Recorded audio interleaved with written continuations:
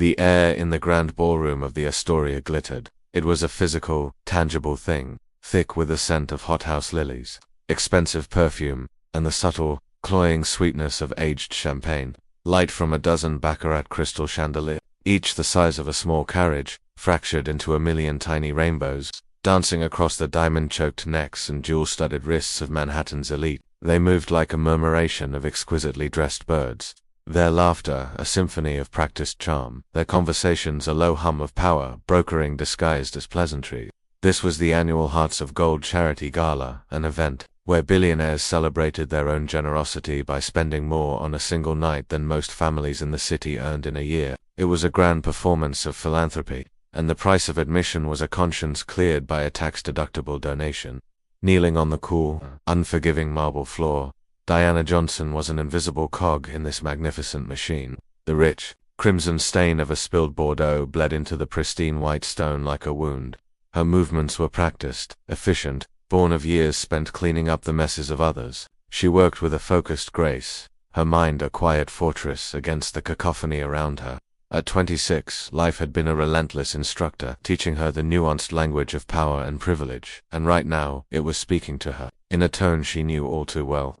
"So, you're one of the special girls for after the party?"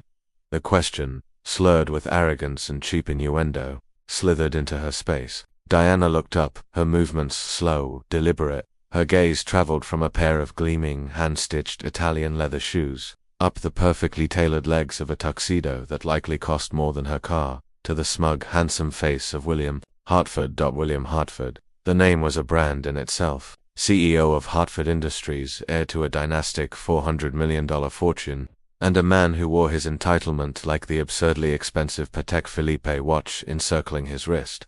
At 42, he possessed the kind of chiseled, predatory, good looks that graced the covers of business magazines, his silver-streaked temples adding a veneer of distinguished gravitas to an otherwise unearned authority. He had inherited his father's company, his father's fortune, and his father's unshakable belief that the world was his personal playground, populated by people who existed solely for his use and amusement. He leaned toward her, a conspiratorial, predatory glint in his blue eyes. His proximity and invasion. Diana felt the familiar, hot spike of indignation, a feeling she had learned to transmute into cold, hard resolve. Her heart hammered against her ribs, not with fear, but with a furious, controlled energy. She recognized that look, that tone. It was the same one she'd seen in the eyes of landlords in the Bronx housing projects of her youth. The same one from entitled college boys at Columbia who couldn't believe she'd earned her scholarship. The same one that saw her skin color and her simple uniform and immediately calculated her worth to be zero. "I'm sorry, sir," she replied, her voice a calm, steady island in the sea of her inner turmoil. "I'm a member of the cleaning staff." She held his gaze, refusing to be the first to look away. William let out a low, appreciative laugh, a sound that was less about humor and more about asserting dominance. "Oh, of course, you are," he purred, lowering his voice and taking another step closer, crowding her space, forcing her to crane her neck to look up at him. "I like that. A discreet approach, very professional." He gestured vaguely at the swirling mass of tuxedos and gowns. "The people at the organization, they mentioned there would be special entertainment after the official event winds down. So, how much do you charge for the whole night?" The world seemed too slow. The dance of hypocrisy continued around them, a grotesque ballet of the soup-hedge pretending to care about the less fortunate while sipping champagne that could pay Diana's monthly rent several times over. No one intervened. A few nearby guests noticed the exchange, their expressions ranging from mild amusement to utter indifference. To them, a black woman in a uniform being propositioned by a titan of industry was not a scene of harassment. It was simply part of the scenery, as unremarkable as the floral arrangements or the string quartet. The wife of a junior senator caught the eye of her friend, a real estate mogul's third wife, and a silent, mocking laugh passed between them. A black woman being humiliated was just another Tuesday in their world of gilded cages. The silence that followed William's question was a physical blow. It was the silence of complicity, the silence of a world that agreed with his assessment of her. Every degree she had earned, every ornature she had pulled working 3 jobs to graduate summa cum laude from Columbia University with a degree in business administration, every barrier of prejudice and poverty she had shattered, all of it was rendered meaningless in this moment. Here, on her knees, she was reduced to a commodity, a potential transaction for a man who had likely never experienced a single moment of genuine hardship in his entire life. Slowly, with a dignity that felt like an act of war, Diana rose to her feet. She wasn't tall, but she stood in a way that commanded space, her spine straight, her shoulders back. She looked him directly in the eye, her own dark eyes clear and unwavering. "Mr. Hartford," she began, her voice perfectly modulated, carrying the crisp, educated accent that was the hard-won product of her Ivy League education. "I'm afraid there has been a misunderstanding. I am an employee of the venue hired to ensure this event remains clean and organized. Nothing more." For a flicker of a second, William looked nonplussed. There was something incongruous about her poise, her diction. It didn't fit the narrative he had constructed in his head. Women in her position were supposed to be flustered, embarrassed, or perhaps coyly interested. They were supposed to stammer, to look at the floor, to shrink. This one did not. His confusion quickly curdled back into arrogance, now tinged with the need to reassert his power. He reached into his tuxedo jacket and produced a crisp, new $100 bill. With a theatrical flourish designed for the audience he knew was watching, he held it out to her. "For the embarrassment, sweetheart," he said, his voice dripping with condescension, "and when you change your mind about the extra services, look me up. I have a suite at the pier. I'm thinking $300 an hour would be a fair price, don't you?" A wave of snickering rippled through a nearby group of executives. "Typical William," one of them chuckled into his glass. "Always gets straight to the point. At least he's generous," another added, raising his glass in a mock toast. The laughter was like 1,000 tiny needles piercing Diana's pride. But instead of shattering, her resolve hardened into something diamond-sharp. She did not run, she did not cry, she did not even flinch. She simply stood there, her eyes locked on William's, holding his gaze with an intensity that began to make him feel, for the first time that night, inexplicably uncomfortable. There was an intelligence in that look, a depth he couldn't fathom. It was the look of a queen surveying a particularly witless court jester, not a cleaning lady being offered cash for her body. "Thank you for the offer, Mr. Hartford," she said, her voice still disturbingly calm. "But I have principles that money cannot buy." William frowned, truly baffled now. Her posture, her vocabulary, her complete lack of fear was all wrong. It was William Hartford. People caved to his will. It was, as he'd once drunkenly posted on social media, the natural order of things. What he couldn't possibly imagine was the universe of secrets contained within the woman standing before him. He couldn't know that Diana Johnson held 2 college degrees, spoke 4 languages fluently, and possessed a mind that could dissect a corporate balance sheet with the precision of a surgeon. More importantly, he couldn't know that tucked inside her simple, worn purse, next to her keys and a half-eaten granola bar, was a flash drive containing information that would soon become his worst nightmare. He finally pulled his hand back, pocketing the bill with a dismissive scoff. "Suit yourself," he sneered, turning to rejoin his friends.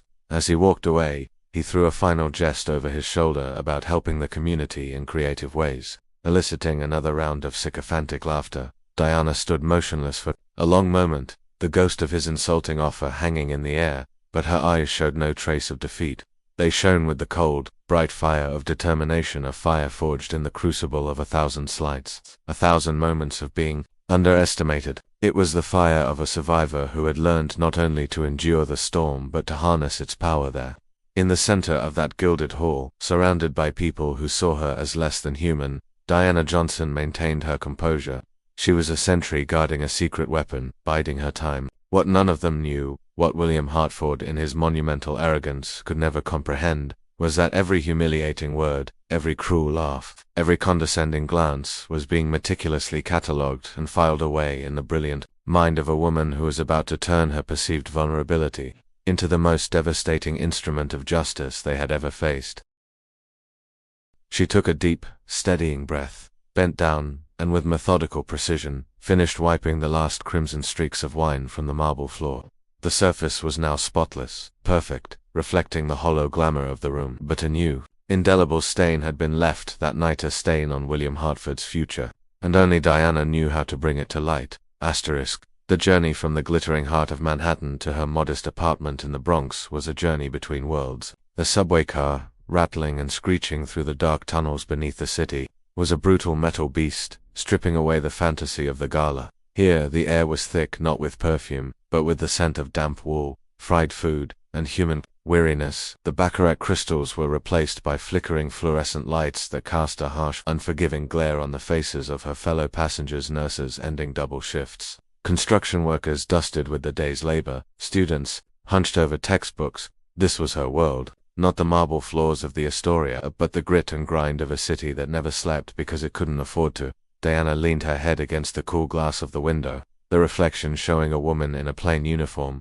her face a mask of exhaustion. But behind the mask, a fire was being stoked. The humiliation hadn't faded, it had crystallized into something hard and sharp.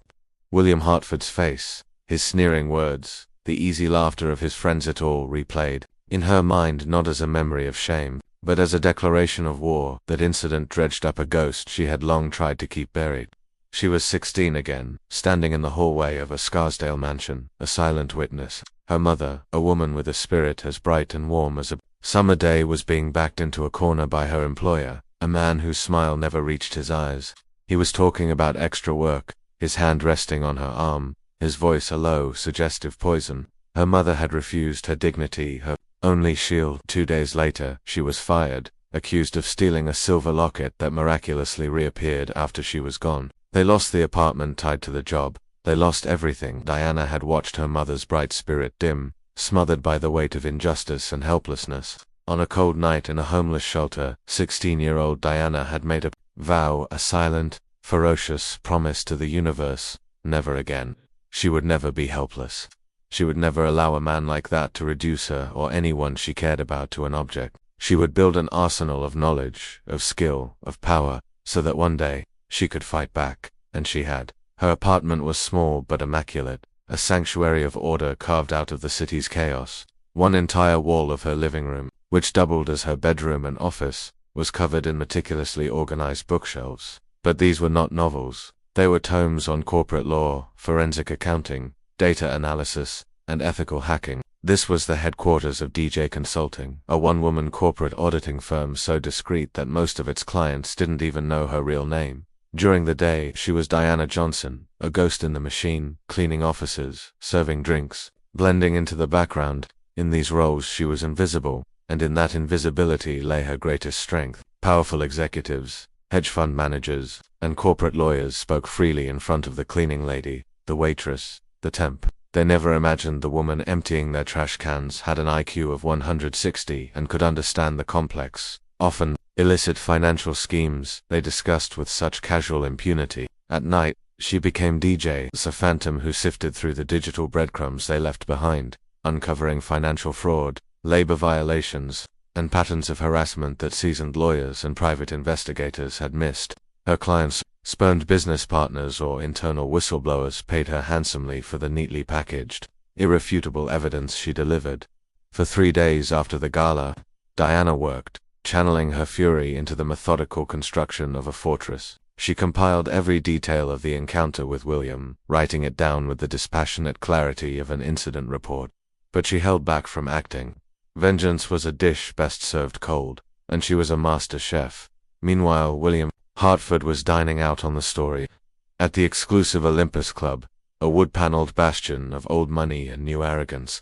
He regaled his friends with his version of events over a lunch of seared foie gras and a $1,200 bottle of Chateau Mont. You should have seen her face. He laughed, gesturing with his wine glass. This little cleaning girl, all high and mighty, talking about principles. So I offered her $100 for her wounded pride. Put her right back in her place. His audience, a collection of equally successful and morally bankrupt men, roared with laughter. The story spread, embellished with each telling, through the social circuits of Manhattan. The cleaning lady who played hard to get became a running joke, a cautionary tale for the serving class about the futility of dignity. The call came on the 4th day. It was Jennifer, her supervisor at the cleaning company, her voice strained and uncomfortable. Diana, I have some bad news. I'm so sorry, but I can't book you for any more corporate events. Diana's blood ran cold. Why not, Jennifer? There was a hesitant pause. I got a call from Mr. Hartford's office. He said you were inappropriate at the gala. He specifically requested that you be removed from the list of approved employees for any high-profile events. The sheer calculated cruelty of it took her breath away. He hadn't been content with a single act of public humiliation. He was now actively dismantling her livelihood. using the immense weight of his influence to crush her. It was a message designed to teach her a lesson. Did he say anything else? Diana asked, her voice dangerously calm, devoid of the emotion that was churning within her. Jennifer hesitated again, then sighed. He suggested that you might want to reconsider your professional priorities, and that there were other services you could offer if you wanted to continue working in elite circles. The implication was as clear as it was repugnant. It was economic blackmail, a powerful man trying to corner her, to break her spirit, to force her into the very role he had cast for her, prostitution or poverty. That was the choice he was giving her. In that moment, something inside Diana shifted. The strategist, the patient predator, took full control. The girl who had watched her mother be broken, the woman who had clawed her way out of poverty, the warrior who had built a career on righting wrongs, that woman was now fully engaged. This was no longer just about a personal insult. This was about the system that allowed men like William Hartford to thrive, and she was going to burn it to the ground. Thank you for telling me, Jennifer, Diana said, her voice firm. You did the right thing. She hung up the phone and walked to the two unassuming, perfectly labeled filing boxes in her closet.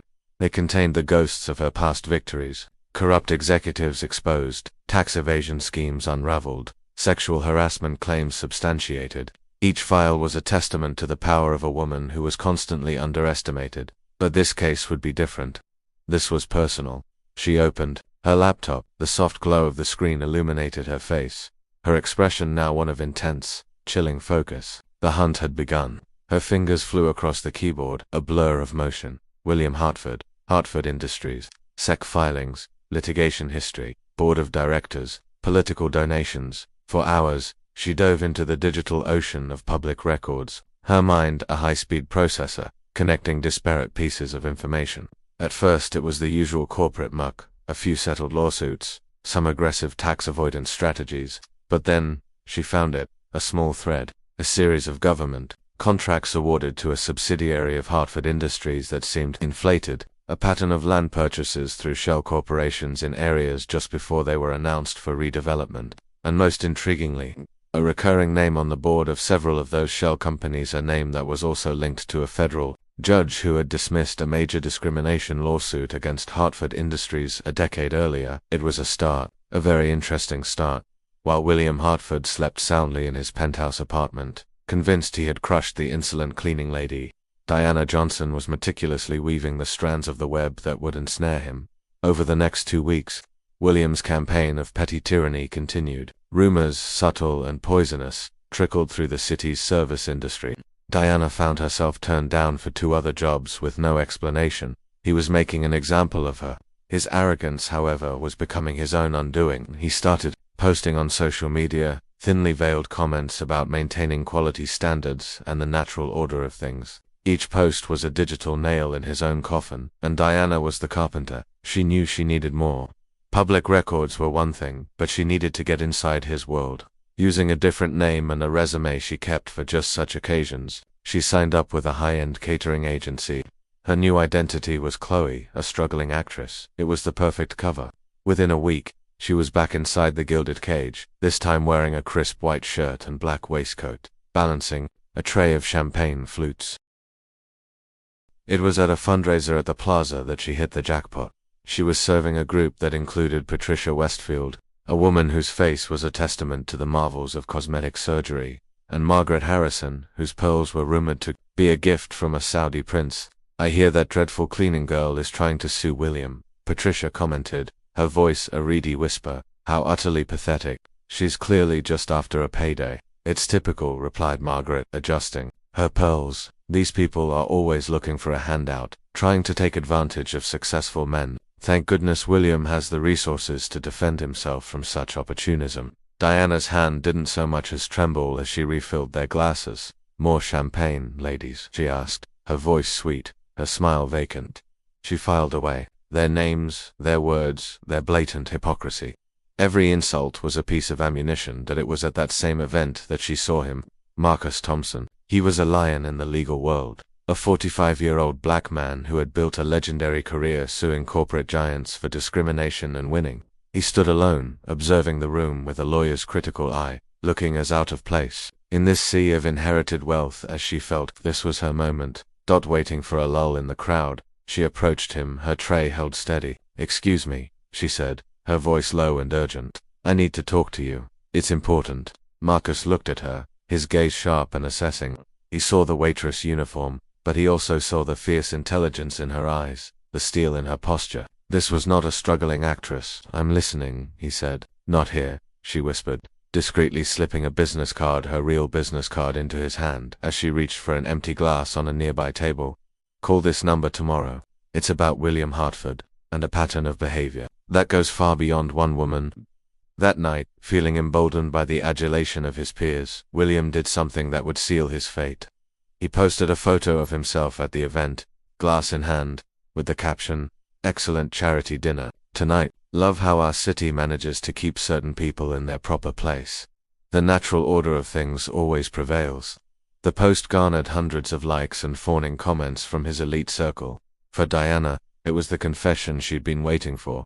The next day, Marcus called. They met in a small, anonymous coffee shop in the Bronx, a world away from the prying eyes of Manhattan. The air smelled of strong coffee and toasted bread. "Tell me everything," Marcus said, placing a small digital recorder on the table between them. "With your permission," Diana nodded. For 2 hours, she spoke. She laid out the entire story, from the spilled wine at the gala to the phone call from Jennifer, to William's campaign of sabotage. Then, she opened her briefcase. "I've documented everything," she said, her voice a low, steady hum of controlled power. She pushed a thick folder across the table. "Printouts of his social media posts, audio recordings of conversations with my former supervisor where she admits he pressured her, written testimonies from 2 other employees who witnessed the initial humiliation and were willing to speak anonymously." Marcus flipped through the documents, his eyebrows rising higher with each page. "This is substantial, Diana. Very substantial." He looked up at her. "But you said there's more." A slow, cold smile touched Diana's lips for the first time in weeks. "During my preliminary investigation into Hartford Industries, operating as DJ Consulting," she let the name hang in the air for a moment. "Watching him process it, I uncovered some interesting irregularities. Questionable government contracts, significant underreporting of taxable income through offshore subsidiaries, and most importantly, a clear pattern of discriminatory hiring and firing practices against minority employees that dates back at least 10 years. Marcus leaned back, stunned. "Are you telling me you have proof of systematic, company-wide discrimination?" "I'm telling you," Diana said, pulling a small silver flash drive from her pocket and placing it on the table next to the folder, "that I have enough evidence to not only sue William Hartford for harassment, defamation, and retaliation, but to trigger a full-scale federal investigation into his company's core business practices." She tapped the flash drive. "It's all here. Internal emails I accessed through a security loophole in their server. Buried audit reports. Financial documents that trace the flow of money to offshore accounts." Marcus stared at the flash drive, as if it were a live grenade. How did you get all this?" "Let's just say," Diana said, a cryptic glint in her eye, "that when you are consistently underestimated, people tend to get sloppy. Powerful executives rarely imagine that the woman cleaning their boardroom has a background in forensic accounting and a deep understanding of network security." A slow, broad grin spread across Marcus Thompson's face. He looked from the folder to the flash drive, then to the remarkable woman sitting opposite him. "He has no idea what's coming, does he?" "None at all," Diana confirmed. "Gianna, Marcus," said his voice filled with a newfound awe. "What you've built here, this isn't just a lawsuit. It's a bomb. It's a bomb that could bring down the entire corrupt structure he represents." Diana's eyes shone with the fierce, unwavering light of purpose. "Marcus, I grew up watching my mother be humiliated by men like William Hartford, men who believe their money and their status give them a license to be cruel. I swore that if I ever had the power to fight back, I wouldn't just seek justice for myself. I would seek it for every person they ever stepped on." Marcus extended his hand across the table. "So, you're prepared for war?" Diana took his hand, her grip firm and unyielding. "I was born prepared."